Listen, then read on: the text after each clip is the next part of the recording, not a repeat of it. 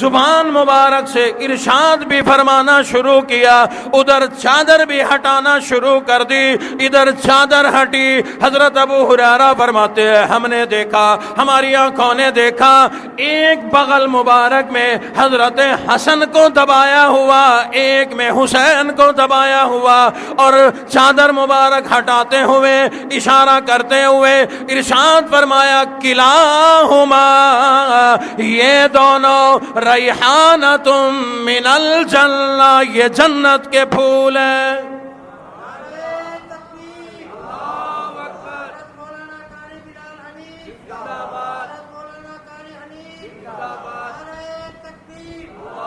حضرت ابو ہریرہ فرماتے ہیں ہم نے دیکھا حضور حسنین کریمین کے سروں کو یوں ناک لگا کر سونگھتے تھے جیسے کوئی خوشبو آتی ہو۔ ہم نے پوچھا آقا آپ انہیں سونگھتے ہیں؟ فرمایا یہ دونوں تو پھول ہیں، یہ دنیا کے بھی پھول ہیں، جنت کے بھی پھول ہیں۔ اور بڑی عجیب بات عظیم انداز میں ارشاد فرمائی، فرمایا اللہ نے مجھے جنت کی مٹی سے بنایا۔ اپنے بارے میں فرمایا مجھے اللہ نے جنت کی مٹی سے بنایا، پھر اللہ نے اس جنت کی مٹی کو امام الانبیاء بنا دیا، پھر اللہ نے میرے وجود سے مجھے میری بیٹی فاطمہ عطا فرمائی۔ شاید تمہیں شک ہو کہ پتہ نہیں یہ جنتی ہے کہ نہیں، حضور نے خود ارشاد فرمایا میری فاطمہ صرف جنتی ہی نہیں بلکہ جنتی عورتوں کی سردار ہے۔ اللہ نے جنتی مٹی سے جنتی بیٹی عطا فرمائی، امام الانبیاء کے جسم اطہر سے اللہ نے تمام جنتی عورتوں کی امام اور سردار بیٹی عطا فرما دی۔ حضور علیہ الصلوۃ والسلام نے ارشاد فرمایا پھر میرے اللہ نے میری جنتی بیٹی، جنت کی عورتوں کی سردار بیٹی سے مجھے جنتی پھول عطا فرمائے، جنہیں اللہ رب العزت نے جنتی نوجوانوں کا سردار بنا دیا۔ فرمایا یہ جنتی ہیں، حسن اور حسین رضوان اللہ تعالیٰ عنہم اجمعین یہ جنتی ہیں، اور ان سے مجھے جنت کی خوشبو آتی ہے، اسی لیے میں انہیں سونگھا کرتا ہوں۔ ایک موقع پر ارشاد فرمایا حضور علیہ الصلوۃ والسلام نے مجھے ان حسنین کریمین سے بڑی محبت ہے، مولا اس حسین سے مجھے بڑی محبت ہے، مولا آپ بھی محبت فرماؤ۔ اللہ اکبر، مولا آپ بھی ان سے محبت کرو، اور جو آدمی ان سے محبت کرے ان سے بھی محبت کرو۔ پتہ چلا زمانہ وہ ہو یا یہ ہو، امام الانبیاء کا زمانہ یا آج کا زمانہ یا قرب قیامت کا زمانہ، جو آدمی حضرت حسن سے، حضرت حسین سے، امام الانبیاء کے نواسوں شہزادوں سے محبت کرے گا، نبی بھی محبت کریں گے، اللہ بھی محبت کریں گے۔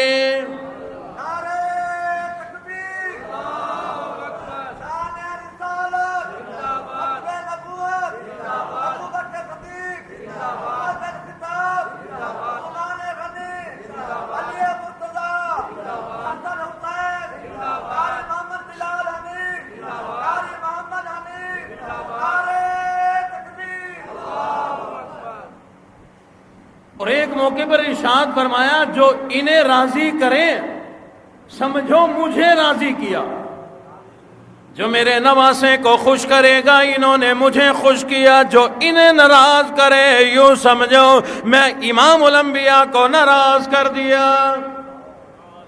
ایک موقع پر بڑا عجیب ارشاد فرمایا او لوگو اگر کسی کا جی چاہتا ہو دنیا میں کسی جنتی آدمی کا چہرہ دیکھے تو حسین کا چہرہ دیکھ لو۔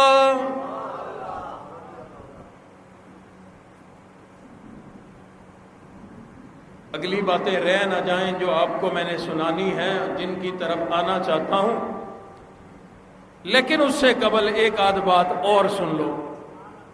عجیب ارشاد فرمایا حضور علیہ الصلوۃ والسلام نے فرمایا الحسین منی و انا من الحسین،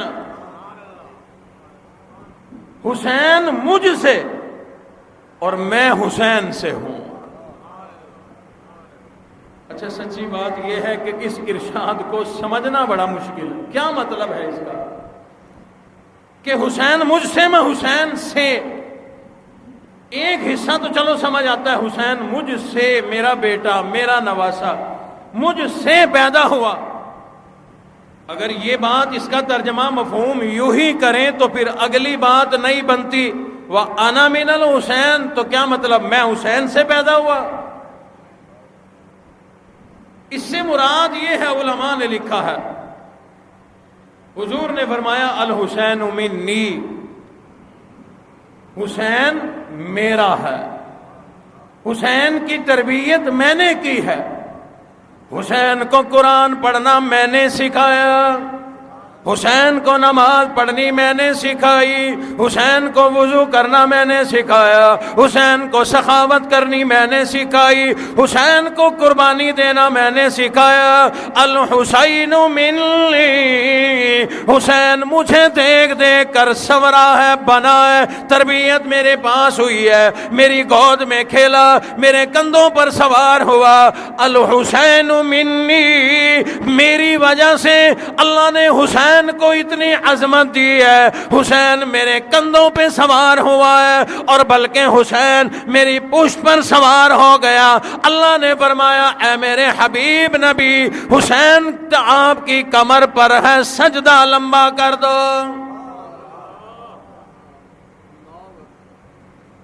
بخاری صاحب آپ کے لیے بڑی قیمتی بات، لگتا یوں ہے، لگتا یوں ہے، حالانکہ اللہ کے احکامات کا نام شریعت، حضور کے طریقوں کا نام شریعت، لیکن لگتا یوں ہے کہ نبی کے گھرانے اور حضرت حسین کے تابع شریعت نظر آتی ہے۔ سجدہ کرنا یہ نماز کا ایک فرض ہے،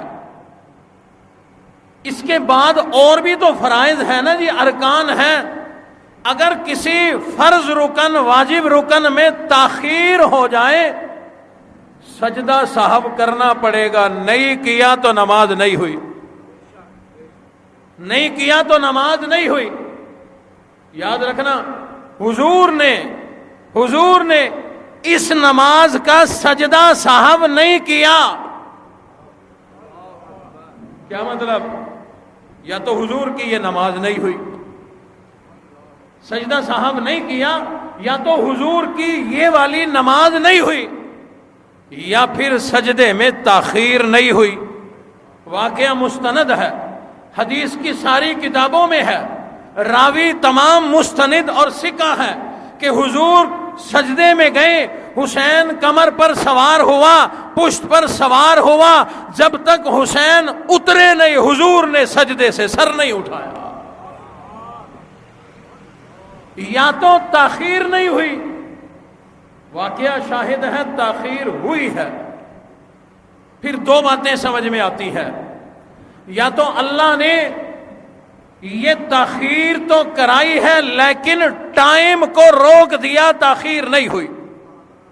جیسے معراج کا سفر ہوا، بڑا لمبا سفر ہے، اتنا لمبا سفر، لیکن دنیا کے اعتبار سے ایک لمحے کے برابر بھی ٹائم نہیں گزرا تھا، حضور واپس تشریف لے آئے، اللہ نے ٹائم کو روک دیا تھا۔ یا تو حسین سوار ہوئے، حضور کے کمر مبارک پہ اللہ نے ٹائم کو روک دیا، تاخیر نہیں ہوئی۔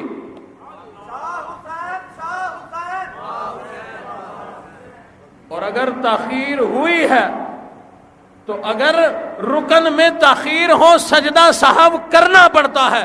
حضور نے، تاریخ گواہ ہے، حدیث گواہ ہے، حدیث کی تمام کتابیں گواہ ہیں، حضور نے اس نماز کا سجدہ سہو نہیں کیا۔ سجدہ سہو کیا جاتا ہے بھول جانے پہ، غلطی ہو جانے پہ۔ حسین اگر نانا کی کمر پر سوار ہوئے، یہ غلطی نہیں ہے، اللہ نے حسین کو عظمت عطا فرمائی۔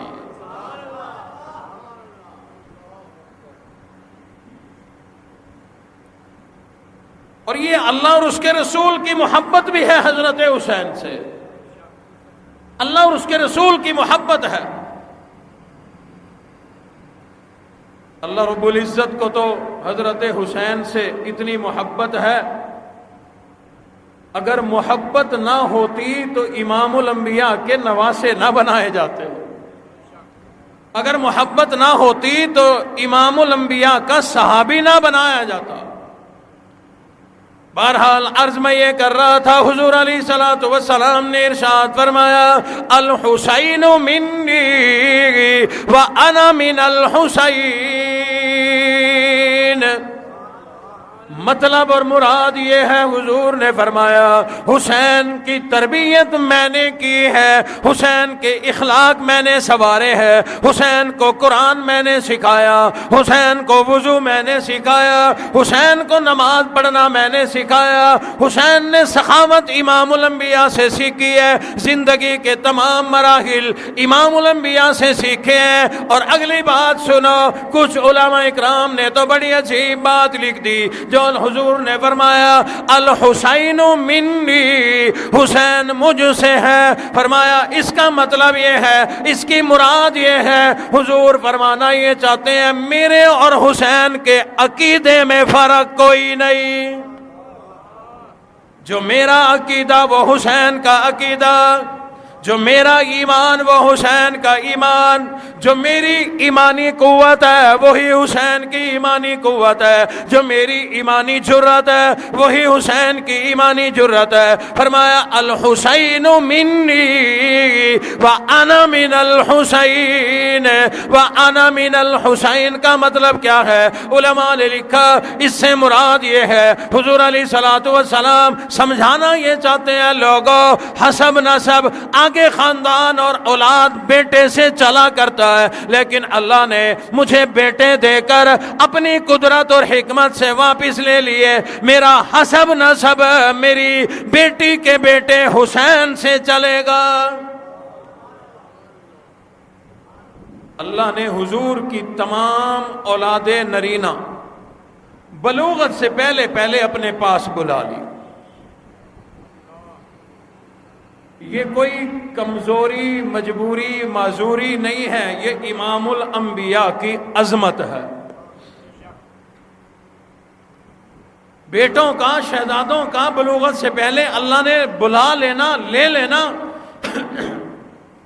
یہ حضور کی عظمت ہے۔ لیکن اگلی عظمت سناؤں گا تو دو لفظوں میں توجہ رکھنی پڑے گی اور اس کو یاد بھی رکھنا پڑے گا۔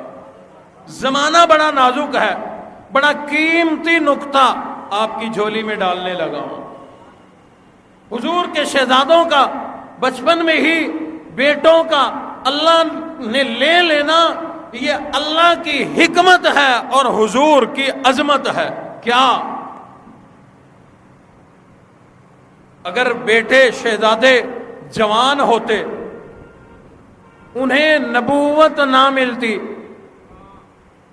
امام الانبیاء کے بیٹے اور ان کو عظمت نہیں ملی، نبوت نہیں ملی، کوئی ظالم اعتراض کر سکتا تھا۔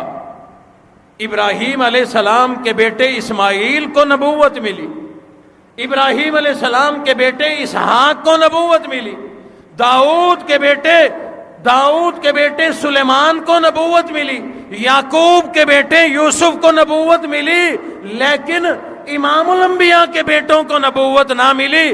اللہ نے ختم نبوت کی مہر لگانے کے لیے حضور کے شہزادوں کو بچپن میں لے لیا۔ یہ حضور کی عظمت ہے، اللہ نے ختم نبوت کا ڈنکا بجانے کے لیے شہزادوں کو بچپن میں ہی واپس لے لیا، تاکہ پتہ چلے اللہ یہ سمجھانا چاہتے تھے میں نے دیے ہیں، حضور کو بیٹے ملے ہیں، لیکن پاگلوں، جاہلوں، بے عقلوں کی بے عقلیوں سے بچانے کے لیے، اپنے حبیب نبی کی ختم نبوت پر مہر لگانے کے لیے میں نے بیٹوں کو بچپن میں واپس لے لیا۔ حضور علیہ الصلوۃ والسلام نے ارشاد فرمایا الحسین منی وانا من الحسین، بیٹوں سے نسب چلا کرتا ہے، بیٹوں سے حسب چلا کرتا ہے، بیٹوں سے خاندان آگے چلا کرتا ہے، لیکن اللہ نے میرے لیے ختم نبوت کی عظمت کو برقرار رکھتے ہوئے میرے بیٹے تو لے لیے، لیکن اللہ نے مجھے نواسوں کی شکل میں بیٹے عطا فرمائے، نواسوں کی شکل میں شہزادے عطا فرمائے، اور اللہ رب العزت نے انہیں عظمتیں وہی عطا فرمائی جو اللہ نے میرے بیٹوں کو عطا فرمانی تھی۔ اگر حضور کے شہزادے حضرت طیب، حضرت طاہر، حضرت ابراہیم، حضرت عبداللہ، جو نام بھی منقول ہیں روایات میں، اگر زندہ رہتے تو انہی میں سے کسی کو اللہ کربلا میں شہید کراتے۔ میرا ایمان ہے اگر وہ شہزادے زندہ رہتے تو انہی میں سے انہی کو یہ عظمتیں ملتی جو میں آپ کو سنا رہا ہوں نا، جو فرمایا نا کلاہما ریحانۃ من الجنہ، یہ دونوں جنت کے پھول ہیں۔ اگر حضور کے بیٹے زندہ ہوتے تو ایک بغل میں طیب ہوتے، ایک میں طاہر ہوتے، اور یوں چادر مبارک اٹھا کے فرماتے کلاہما ریحانۃ من الجنہ۔ جب وہ نہ رہے تو اللہ نے پھر ان کی حصے کی تمام عظمتیں حسنین کریمین کو عطا فرمائی۔ میں نے گزشتہ جمعے ایک بات عرض کی تھی، سن 4 ہجری میں حضرت حسین پیدا ہوئے، 61 ہجری میں شہادت ہوئی، تقریباً 57.5 سال زندگی کا دور ہے۔ ہم لوگ خطیب ہم بھی شامل ہیں اس میں، اور لوگ بھی شامل ہیں، بہرحال کسی حد تک ہم بری الذمہ ہیں۔ میں اگلی باتیں کروں گا آپ کی سمجھ میں آ جائے گی۔ ان لوگوں نے، ظالموں نے تو کربلا میں جو ظلم کیا سو کیا، ہم اپنی ساری زندگی ظلم کرتے ہیں حضرت حسین پہ، کہ سن 11 ہجری میں محبتیں بانٹ بانٹ، چوم چوم، لعاب دہن کھلا پلا، کندھوں پہ سوار کر جنت کی بشارتیں دے دے، اتنی محبتیں کر کر کے 11 ہجری میں حضور دنیا سے پردہ فرما گئے، ہم نے حضرت حسین کی زندگی پہ پردہ ڈال دیا۔ سن 11 ہجری کے بعد واعظین حضرت حسین کا تذکرہ نہیں کرتے، پردہ ہے۔ وہ پردہ جا کے اٹھتا ہے 11 ہجری میں 50 سال، 61 ہجری میں 50 سال کے بعد۔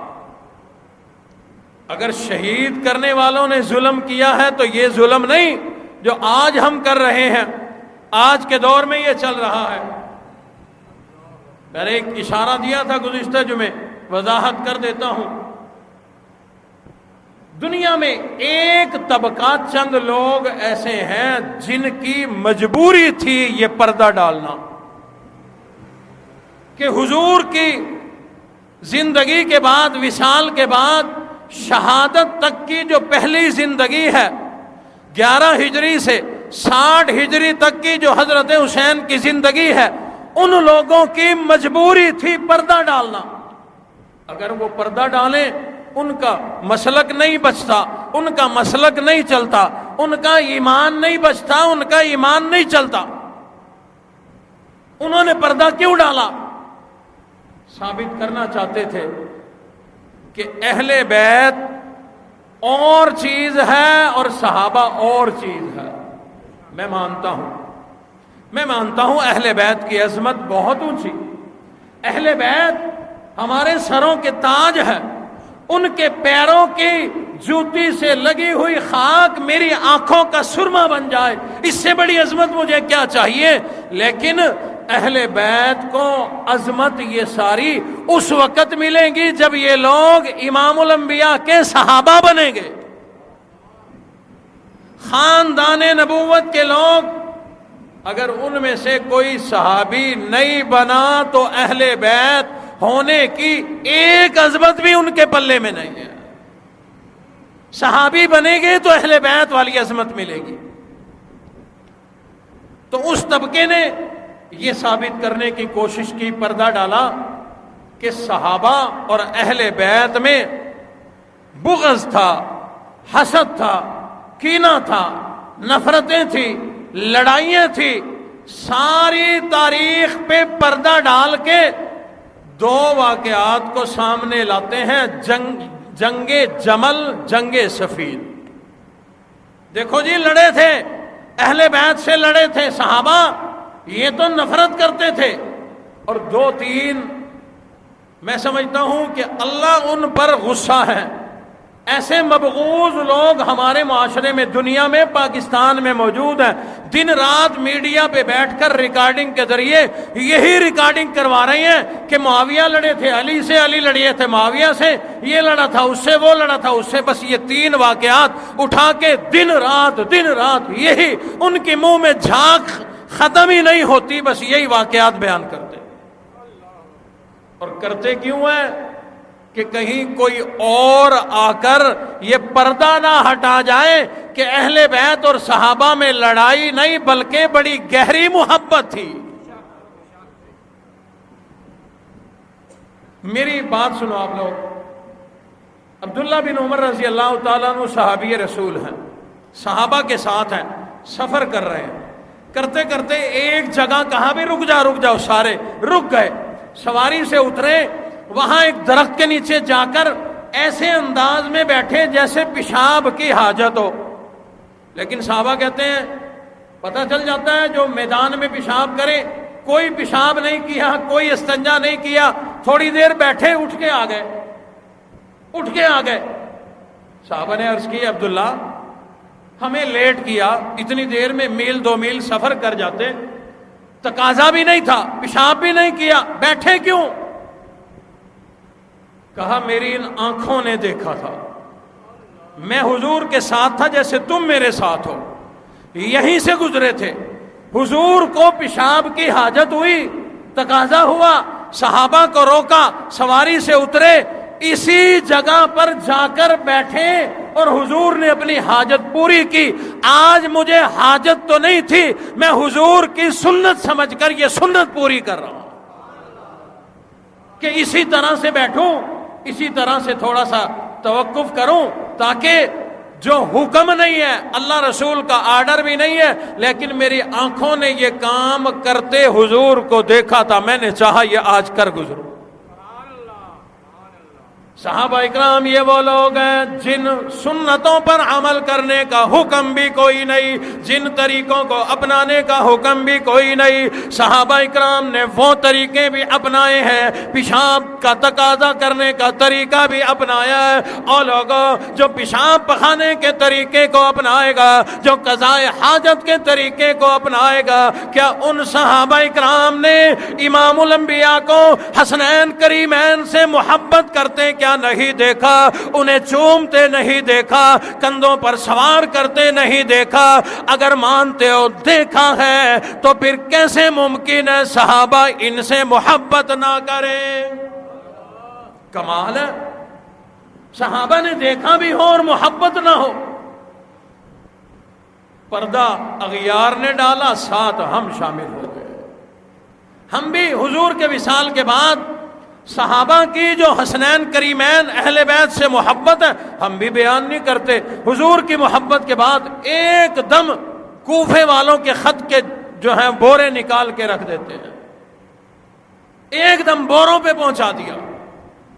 آؤ تھوڑا سا پتہ چل جائے، اتنا ٹائم تو نہیں رہا.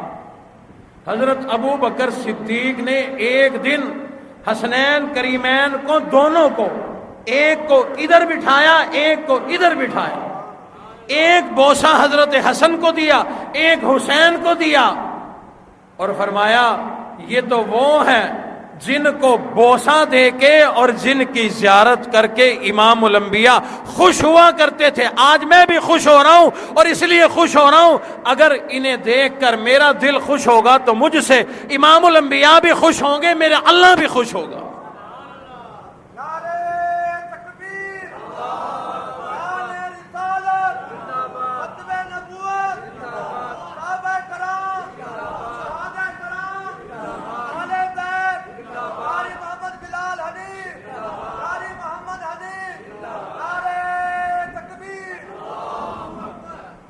سیدنا ابو بکر صدیق رضی اللہ تعالیٰ عنہ کو اتنی محبت تھی، امام الانبیاء کو جس انداز میں محبت کرتے دیکھا تھا ان انداز کے اندر محبت کیا کرتے تھے، اپنے ران پر بٹھاتے، اپنی جھولی میں بٹھاتے، ان کو بوسہ دیا کرتے تھے، حتیٰ کہ حضرت ابو بکر صدیق ان کو اپنے کندھوں پر سواری کرایا کرتے، وظائف مقرر کیے، ان کی معاونت کیا کرتے، عطیہ دیا کرتے۔ دور آ گیا، اب ذرا توجہ کرنا، میں تھوڑی تھوڑی جھلک دکھانا چاہتا ہوں۔ دور آ گیا عمر فاروق رضوان رضی اللہ تعالیٰ عنہ مجمعین کا، حضرت عمر کا دور آ گیا۔ حضرت عمر نے جتنے وظیفے پہلے چل رہے تھے وہ سارے اسی طرح رہنے دیے۔ بدری صحابہ کو 50,000 درہم ماہانہ ملا کرتے تھے، یہ لوگ بدری بھی کوئی نہیں، بدر کے بعد پیدا ہوئے ہیں، لیکن حضرت عمر نے حسنین کریمین کو بھی وظیفہ 50,000 درہم مقرر کیا۔ مدائن کی فتح کے بعد مال غنیمت آ گیا، مال غنیمت تقسیم ہو رہا ہے، سب کو 500 درہم دیے جا رہے ہیں۔ اپنے بیٹے عبداللہ ابن عمر کو بھی 500 درہم دے دیے۔ حسنین کریمین بیٹھے ہیں، ان کو گن گن کر 1000 درہم دے دیے۔ بیٹا عبداللہ کہنے لگا، ابا ہم جب تلواریں چلایا کرتے تھے انہیں تو اس وقت چلنا بھی نہیں آتا تھا، یعنی ہم بڑے مجاہد ہیں، ہم بڑی استعداد والے ہیں، ہم نے بڑی جنگیں لڑی ہیں۔ فرمایا عبداللہ ان کی برابری کا کیا سوچتا ہے، بیٹھ جا، میں نے ان کو استعداد کی وجہ سے نہیں، ان کی جرت اور لڑائی جنگوں کی وجہ سے نہیں، بلکہ امام الانبیاء کی قرابت محبت کی وجہ سے 1000 دیے۔ کپڑے آئے، تقسیم کیے، سب کو دیے، حضرت حسن تشریف فرما ہے، انہیں نہ دیے۔ ابا جی رحمت اللہ علیہ یوں ترجمانی کرتے تھے اس واقعے کی، فرماتے تھے کہ نظر مبارک پڑی نا جب حضرت عمر کی، حضرت حسن کے چہرے پہ ذرا تغیر آیا، سب کو دیے ہیں چادریں کپڑے، مجھے نہیں دیے۔ منبر چھوڑ کر حضرت حسن کے قریب تشریف لے گئے، محبت سے سینے سے لگا لیا، کیونکہ ابھی چھوٹے ہیں، 9-10 سال کی عمر ہے، سینے سے لگا لیا۔ فرمایا اے نبی کے شہزادے، اے نبی کے نواسے، گھبراتا کیوں ہے، پریشان کیوں ہوتا ہے؟ میں نے یہ چادریں تقسیم کرنے سے پہلے بندہ یمن بھیج دیا ہے، میں نے یہ چادریں دیکھی تھی، کپڑے کھولے تھے، ان میں ایک کپڑا بھی تیرے شایان شان موجود نہ تھا، یمن سے بندہ آئے گا، قیمتی لباس لائے گا، تمہیں پہناؤں گا۔ بندہ کپڑے لے کے آ گیا، چادریں لے کے آ گیا، انہیں پہنا دی۔ جب انہوں نے پہنی، دیکھا عالی شان لگ رہے ہیں، سی شان لگ رہے ہیں، بڑے سونے لگ رہے ہیں۔ دیکھ کر حضرت عمر فرمانے لگے، ہاں ہاں اب میرا سینہ ٹھنڈا ہو گیا، اب ذرا بتلاؤ اغیار یہ جملہ کیسے بولے کہ عمر نے کہا میرا سینہ حسن اور حسین کو دیکھ کر ٹھنڈا ہو گیا۔ اگر وہ اس جملے کو تسلیم کر لیں تو جس کو ہمیشہ گرم کرتے ہیں ٹھنڈا نہ ہو جائے۔ زمانہ آ گیا حضرت عثمان رضی اللہ تعالیٰ عنہ کا، صرف ایک بات سے اندازہ لگا لینا حضرت عثمان کو ان سے کتنی محبت ہوگی۔ جب حضرت عثمان کا محاصرہ کیا گیا، گھیراؤ کیا گیا، حضرت علی نے اپنے دونوں شہزادوں کو حضرت عثمان کی رکھوالی کے لیے، چوکیدارے کے لیے، حفاظت کے لیے کھڑا کر دیا۔ صحابہ اور اہل بیت کی آپس میں لڑائی ہو، جس کی لڑائی ہو اس کی جان کو خطرہ ہو، تو اپنے بیٹے کو بھیجے گا جا اس کی حفاظت کر، بلکہ تو خوش ہوگا، آیا نا رگڑے میں، ہم سے نفرت کرتا تھا، اب اگلی سنو۔ ظالم لوگ وہ بلوائی پیچھے سے داخل ہوئے، میں نے واقعہ سنایا تھا، پیچھے سے داخل ہوئے، حضرت عثمان کو شہید کر دیا۔ حضرت علی اس وقت وہاں موجود نہیں، جب پتہ چلا دوڑ کر تشریف لائے، اندر جانے سے پہلے حضرت عثمان کو شہید ہونے کی حالت میں دیکھنے سے پہلے ایک ہاتھ کا تھپڑ زور سے حسن کو مارا، دونوں ہاتھوں سے دوہتڑ حسین کو مارا، تمہارے ہوتے ہوئے تمہارے چچا کو شہید کر دیا گیا۔ جہاں نفرت ہو ایسے ہوتا ہے، یہ تو کمال محبت کی نشانی ہے۔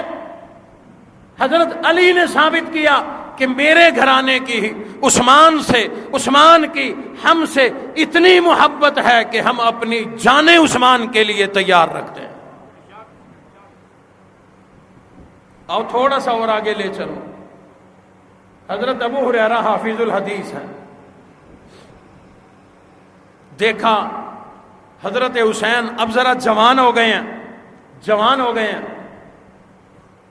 حضرت حسین کہیں سے سفر سے تشریف لائے، گرد و غبار ہے، جب یہاں تک کپڑوں پہ گرد و غبار ہے تو پیروں کی کیا حالت ہوگی؟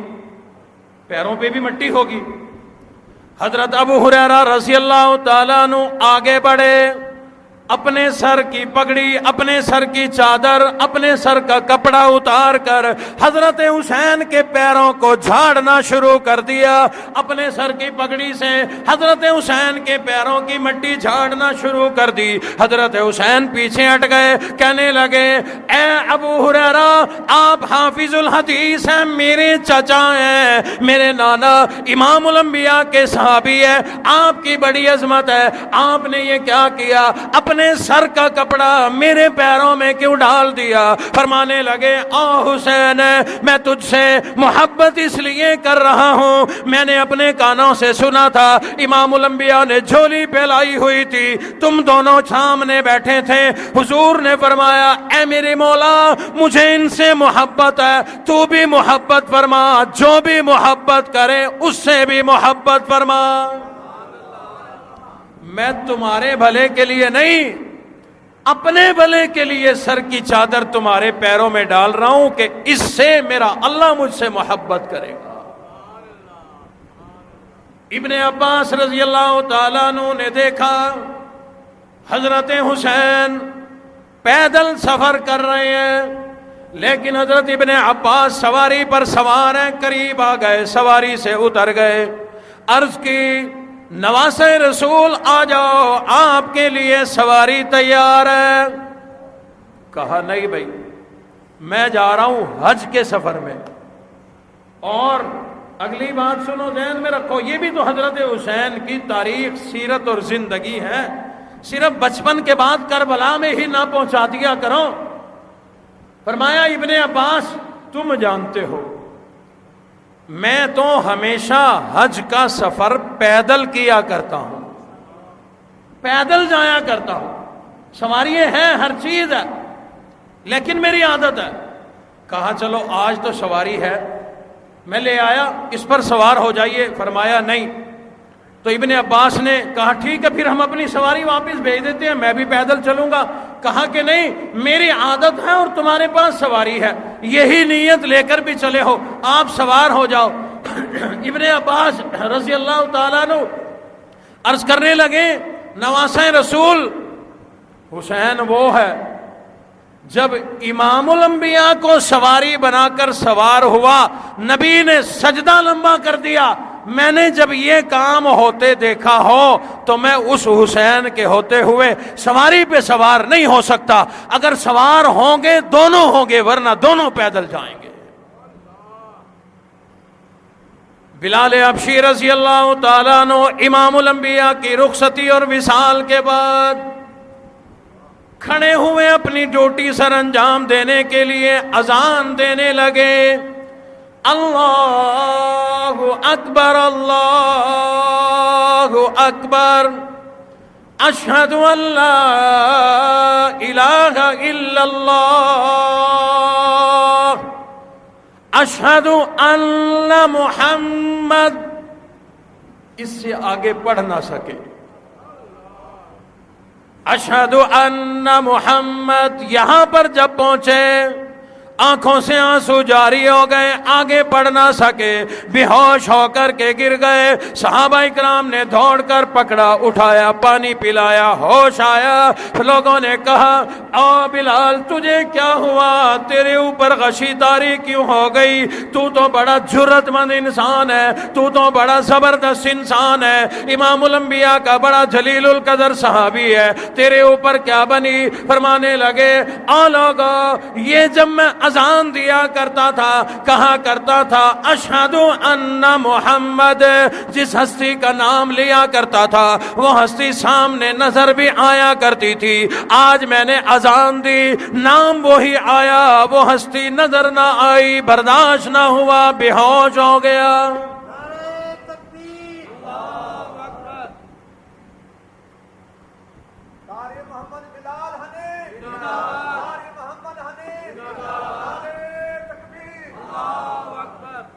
اور جب برداشت نہ ہوا حضرت بلال نے مدینہ چھوڑ دیا کہ یہاں رہوں گا تو حالت یہی رہے گی۔ شام چلے گئے، سال کا عرصہ گزرا، کبھی چکر نہ لگایا۔ ایک مرتبہ رات کو خواب میں حضرت بلال حبشی کے خواب میں امام الانبیاء رسول اللہ تشریف لے آئے۔ فرمایا او بلال، وہ زمانہ یاد ہے تیرے گلے میں رسی ڈال کر گھسیٹا گیا لیکن تو نے میرا شہر نہ چھوڑا، تیرے گلے پر قدم رکھ دیا کرتا تھا جوتے سمیت وہ امیہ، تکلیفیں برداشت کی، میرا شہر نہ چھوڑا، سینے پہ پتھر کی چٹان رکھی گئی، تو نے میرا شہر نہ چھوڑا، ہر تکلیف برداشت کی لیکن میرا شہر نہ چھوڑا۔ او بلال، کیا یہ بھی تیری یاری ہے؟ عرصہ گزر گیا کبھی ملنے نہیں آتے۔ آنکھ کھل گئی، برداشت نہ ہوا، سمجھ گئے یہ تو امام الانبیاء کا آرڈر ہے، حکم ہے، مجھے جانا پڑے گا۔ راتوں رات سفر کیا، کئی دن کا سفر کر کے مدینہ منورہ پہنچے۔ جب مدینہ منورہ پہنچے تہجد کا وقت ہے، مسجد نبوی میں آئے، دیکھ کر بڑے حیران بھی ہوئے، خوش بھی ہوئے۔ حسنین کریمین نے تہجد کی نماز کی نیت باندھی ہوئی ہے، اور لوگوں حسین کی یہ بھی سیرت ہے، علماء اکرام نے لکھا ہے حضرت حسین روزانہ 1000 نفل نماز پڑھا کرتے تھے۔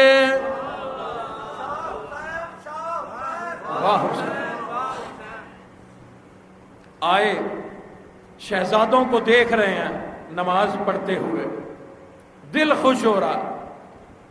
انہوں نے جب سلام پھیرا، نظر پڑی حضرت بلال پر، دونوں آ کر چمٹ گئے، کہنے لگے چاچا کہاں چلے گئے تھے؟ ہماری نظریں تمہاری زیارت کرنے کو ترس گئی تھی۔ سارا واقعہ سنا دیا۔ شہزادوں نے فرمائش کر دی اے ہمارے چاچا بلال، اذان کا ٹائم ہو گیا، آج ہمیں اذان وہی سناؤ جو ہمارے نانا کو سنایا کرتے تھے۔ شہزادوں کی فرمائش تھی، انکار نہ ہو سکا، اذان دینا شروع کر دی۔ اللہ اکبر، اللہ اکبر۔ ان کی آواز بڑی اونچی تھی، گھروں میں آواز پہنچ گئی، مدینے میں آواز گونجنے لگی، مدینے میں سوئے ہوئے لوگ بیدار ہو گئے، دوڑنے لگے مسجد نبوی کی طرف۔ مرد بھی آ رہے ہیں، عورتیں بھی آ رہی ہیں، بوڑھے بھی آ رہے ہیں، جوان بھی آ رہے ہیں۔ کسی نے پوچھ لیا لوگوں کدھر دوڑے جا رہے ہو؟ کہنے لگے نبی کے زمانے کی اذان کی آواز آئی ہے، ہم دیکھنے جا رہے ہیں اکیلا بلال آیا ہے یا آمنہ کا لال بھی آ گیا ہے۔ بلال آیا ہے، شاید آمنہ کا لال بھی آ گیا ہو، مؤذن آیا ہے، شاید امام بھی آ گیا ہو، ہم یہی دیکھنے جا رہے ہیں۔ اور جس ہستی کی نفرت سکھائی پڑھائی جاتی ہے خاص طور پہ، ایک واقعہ وہاں کبھی سن لو۔ حضرت امیر معاویہ رضی اللہ تعالیٰ عنہ، ان کا زمانہ ہے، ایک آدمی شام سے مدینہ منورہ جا رہا تھا، پوچھا نوجوان کدھر کا ارادہ ہے؟ کہا مدینہ منورہ۔ فرمایا جب مدینہ منورہ جائے مسجد نبوی میں بھی چلے جانا، منبر اور روضہ رسول کے درمیان جو ریاض الجنہ ہے وہاں ایک حسین نوجوان بیٹھا ہوگا، نبی کی حدیث سنا رہا ہوگا، اللہ کا قرآن سنا رہا ہوگا، سر پہ پگڑی ہوگی، لباس سادہ مگر بڑا عالی شان ہوگا اور بڑا حسین ہوگا، بات بات پہ نبی کا فرمان سنائے گا۔ وہاں بیٹھ کر ان کے ارشادات بھی سننا اور بعد میں سلام اپنا بھی کرنا، میرا بھی دینا، اور جو بھی ارشاد فرمائے واپس آ کر مجھے اس کا جواب بھی دینا۔ وہ نوجوان کہنے لگا، امیر المومنین پگڑی بتا دی، کرتا بتا دیا، بولنا بتا دیا، ہر چیز بتا دی، میں لیٹ ہو جاؤں وہاں نہ پہنچ سکوں، نام بھی بتا دو، چلو ڈھونڈ تو لوں گا۔ حضرت امیر معاویہ فرمانے لگے، اللہ والے جب تو وہاں جائے گا دیکھ لے گا، پہچان لے گا، ہر بات سمجھ میں آ جائے گی، جس کی پگڑی بھی امام الانبیاء جیسی، جس کا چہرہ بھی امام الانبیاء جیسا، جس کی داڑھی مبارک بھی امام الانبیاء جیسی، جس کے بولنے کا انداز بھی امام الانبیاء جیسا، جس کا لباس بھی نبی جیسا، جس کا چلنا بھی نبی جیسا، جس کا کلام بھی نبی جیسا، تو خود پہچان لے گا جس کی ہر ادا نبی جیسی ہو، سوائے حسین کے وہ کوئی اور نہیں ہو سکتا۔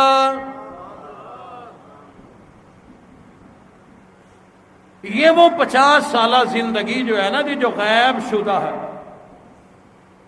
بھئی کسی کا امام غیب، ہم نے حضرت امام حسین کے 50 سال غیب کر دیے، تو ہم بھی تو مجرم ہیں نا جی۔ اس لیے یہ تاریخ جب پڑھو گے، ٹائم نہیں تھا ورنہ میں آپ کو بتاتا، ان 50 سالوں میں حضرت حسین جب حضور دنیا سے پردہ فرما کے 6 سال 6 مہینے عمر ہے، ابھی تو بچے ہیں، شریعت کے احکام لاگو کوئی نہیں، شریعت کے احکام بلوغت کے بعد لاگو ہوئے ہیں۔ اس زندگی کے اندر حسین نے نماز نہیں پڑھی، ہے ممکن؟ اور وہ حسین جس کے سر پہ تلوار کھڑی ہو اس وقت نماز کا سجدہ کر رہا ہے، کیا جوانی آزادی میں نماز نہیں پڑھے گا؟ اس زندگی کو غیب کیوں کیا؟ کیونکہ ہم نے کچھ نمازیں بھی غیب کرنی تھی، عصر اور عشاء کا نام مٹانا تھا، کہیں پتہ نہ چل جائے کہ حسین 5 نمازیں پڑھتا تھا،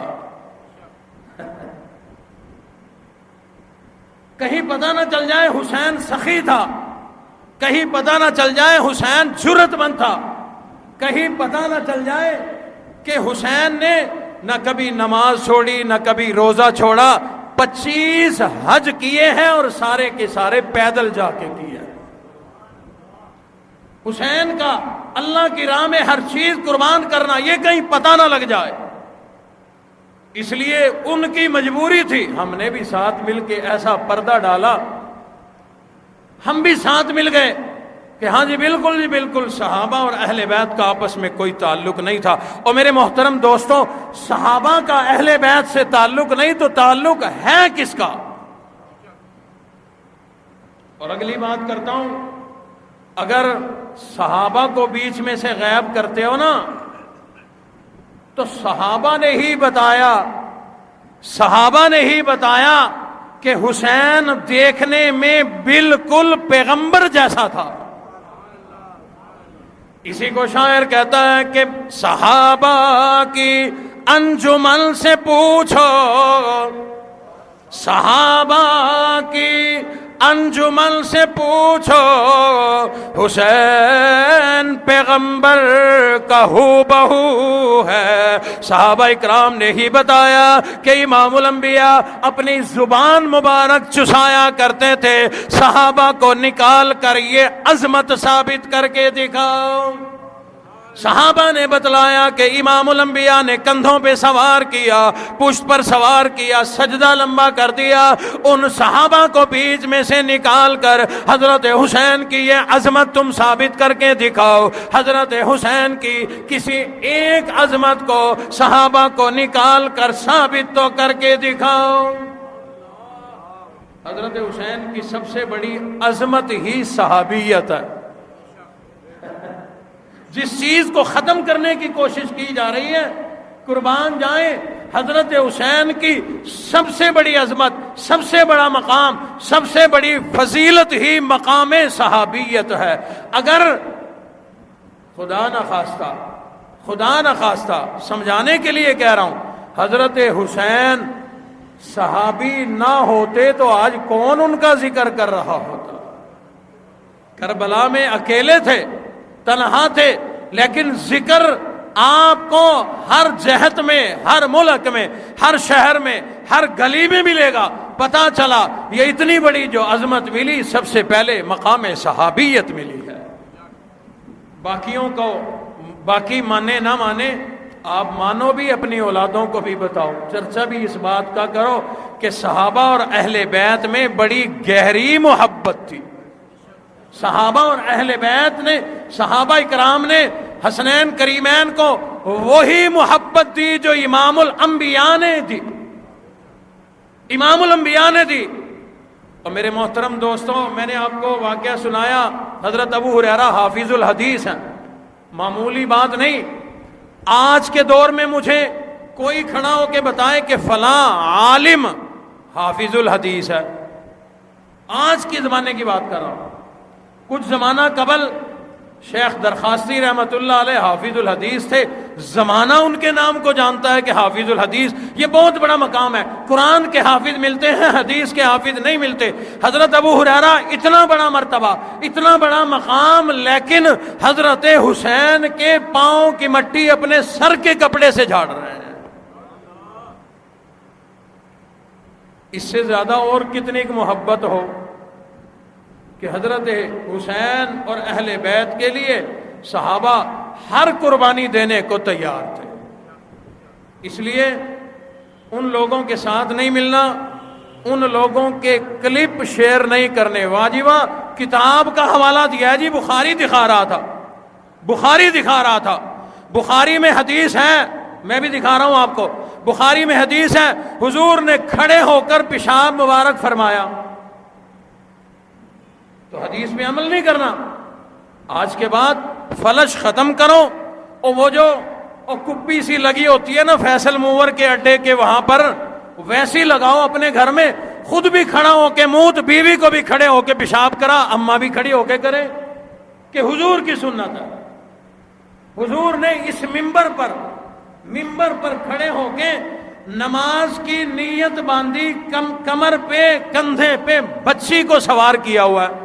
بخاری کی حدیث ہے، مولانا ہے نا بخاری میں حدیث، تو تمہارے تو کسی کے کندھے پہ بچہ بچی نہیں ہے، نماز کیسے پڑھو گے آج؟ ایک واقعہ بخاری میں ہے جی، مسلم میں ہے جی، ترمذی میں ہے جی، اس کو اٹھا کے اپنی زندگی کا نصب العین بنا لیا۔ آپ سمجھ رہے ہیں میری باتوں کو؟ یوٹیوب جو ہے کھولو، کلپوں کی بھرمار ہوتی ہے جی، معاویہ علی سے لڑے تھے، عائشہ علی سے لڑی تھی، فلاں اس سے لڑا تھا، فلاں، ان تین واقعات کے بغیر ان کے پاس صحابہ کی کوئی عظمت ہے ہی کوئی نہیں۔ ایک صاحب جو بہت اس پر شور مچاتے ہیں، میں نے ان کے نیچے کومنٹس میں لکھا، آج تک جواب نہیں آیا، میں نے کہا اپنا کوئی ایک کلپ مجھے میرے اس نمبر پہ بھیجو جو آپ نے نماز کی فضیلت پر بیان کیا ہو، حضور کی نماز پہ بیان کیا ہو، حضور کے روزے پہ بیان کیا ہو کہ حضور روزہ کیسے رکھتے، حج کیسے کیا، حضور نے زکوٰۃ دی کہ نہ دی، اور آج تک سوال کا جواب نہیں آیا۔ میں نے سوال کیا تھا، انعام بھی لکھا تھا کہ 10,000 انعام دوں گا، حضور کی دائی کا نام بتاؤ۔ آپ کو بھی چیلنج ہے، جو بتائے گا یہ 100 روپیہ اس کا، حضور کی دائی کا نام بتاؤ۔ کمال، پورا مجمع خاموش۔ اما حلیمہ نے دودھ پلایا ہے، دائی نہیں ہے۔ جس ماں کا دودھ اترتا نہ ہو تو کسی اور کے ہاں جس کے گود میں بچہ ہو اس کا دودھ پلا دیا جاتا ہے تو اس کو دائی تو نہیں کہتے، دودھ پلانے والی اماں کہتے ہیں۔ دائی اسے کہتے ہیں جس کے ہاتھوں میں بچہ آئے۔ اور سمجھتے ہو نا دائی کو؟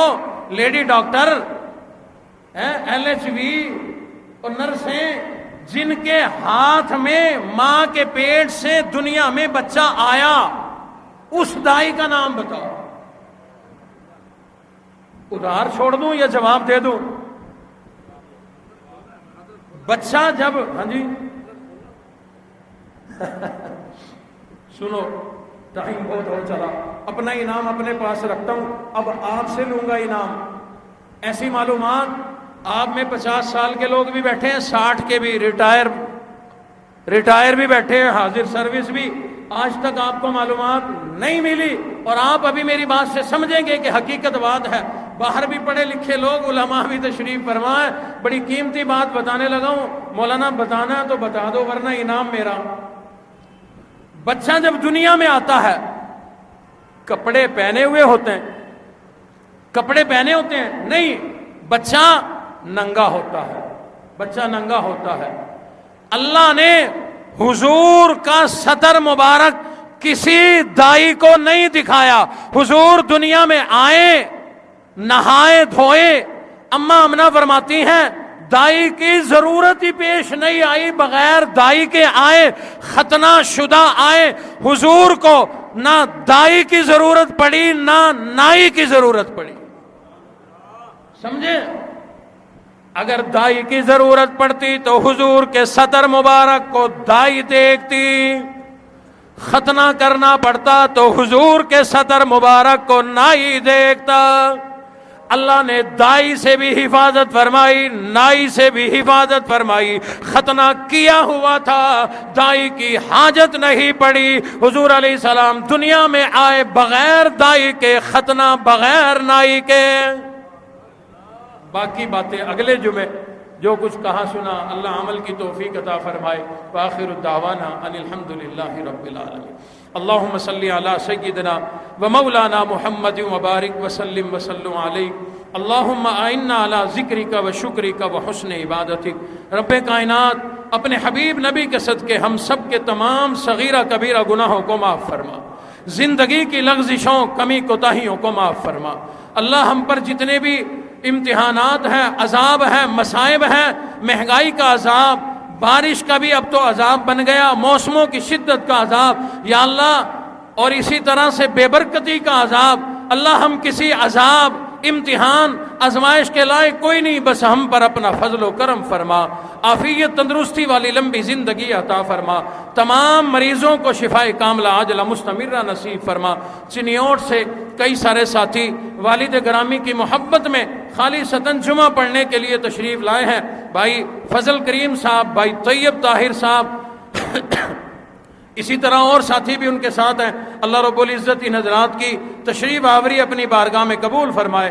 ایسے ہی سرگودا سے مولانا عامر صاحب تشریف لائے ہیں، اللہ رب العزت ان کو ان کی اولاد میں برکتیں عطا فرمائے۔ اور انہی کے بھائی، ان کا صبح فون آیا تھا، کاروباری کچھ مسائل ہیں، دعا کے لیے کہہ رہے تھے، اللہ ان کی روزی رزق میں، کاروبار میں برکتیں عطا فرما۔ مولا ہم سب کے کاروبار میں، روزی رزق میں برکتیں عطا فرما۔ رب کائنات یہ جتنا مجمع آیا بیٹھا ہے، سب کی دلی مرادوں کو پورا فرما، سب کی حاجات کو پورا فرما۔ جتنے لوگ بے اولاد ہیں مولا سب کو نیک نرینہ صالح اولادیں عطا فرما۔ بھائی کلیم اللہ صاحب، بھائی بلال صاحب، اور اسی طرح ایک ساتھی ہیں حافظ عادل صاحب برطانیہ میں، ان کے ہاں اولاد نہیں، دعا کریں اللہ ان سب کو اولاد کی دولت سے مالا مال فرمائے۔ اسی طرح بھائی فاروق صاحب، اور اسی طرح سے کئی ساتھیوں نے کہا دعاؤں کے لیے، مولا جس جس کے ہاں نرینہ اولاد نہیں، اپنے خزانوں سے سب کی جھولیاں بھر دے، مولا سب کی مرادوں کو پورا فرما دے۔ بھائی میاں ذیشان صاحب اور ان کے بھانجے بچے تشریف لائے ہیں، اللہ ان حضرات کی ہر طرح سے حفاظت فرمائے، اللہ ان کے کاروبار میں، گھروں میں مزید برکتیں عطا فرما۔ اسی طرح سے ارشد بٹ صاحب تشریف لاتے ہیں، کچھ آج کل پریشان ہیں، فون پہ رابطہ ہوا، اللہ عافیت کا معاملہ فرمائے۔ بھتیجی ہے ان کی، آج کل نوجوانوں کو نہ دین نہ علم حلم کچھ نہیں، صبر نہیں، نہ ماں باپ سکھاتے ہیں نہ اولاد سیکھتی ہے، بس آپس میں میاں بیوی کی توں تکرار ہوئی، طلاق ہو گئی۔ ان کے والد بھی فوت ہو چکے تھے، ذمہ داری بٹ صاحب پر ہے، پریشان ہے، اللہ رب العزت عافیت کا معاملہ فرمائے، اللہ ہم سب کی تمام پریشانیوں کو دور فرما۔ ربنا تقبل منا انک انت السمیع العلیم وتب علینا انک انت التواب الرحیم۔ کئی علاقوں میں بلوچستان، توسا اور کئی علاقوں میں سیلاب کی وجہ سے بھی اور دریاؤں کی وجہ سے، بارشوں کی وجہ سے سیلابی کیفیت ہے، کافی لوگ بہہ گئے، جانی مالی نقصان ہو رہا ہے۔ اللہ سب کی حفاظت فرما، مولا سب کے جان مال کی حفاظت فرما، رب کائنات سب کے جان مال کی حفاظت فرما، ان میں جو بچ گئے ہیں مولا حفاظت بھی فرما، تمام ضروریات کا غیب سے انتظام فرما، اور جو اس سیلابی ریلوں میں بارشوں میں دنیا سے رخصت ہو گئے مولا سب کی مغفرت فرما۔ ربنا تقبل منا انک انت السمیع العلیم وتب علینا انک انت التواب الرحیم۔ بھائی عبدالرزاق بھٹی صاحب لاہور سے تشریف لاتے ہوتے ہیں، انہوں نے فون کیا اور رشتہ داروں میں کوئی بچہ ہے دل کا مریض، اللہ رب العزت اس بچے کو شفائے کاملہ عاجلہ مستمرہ نصیب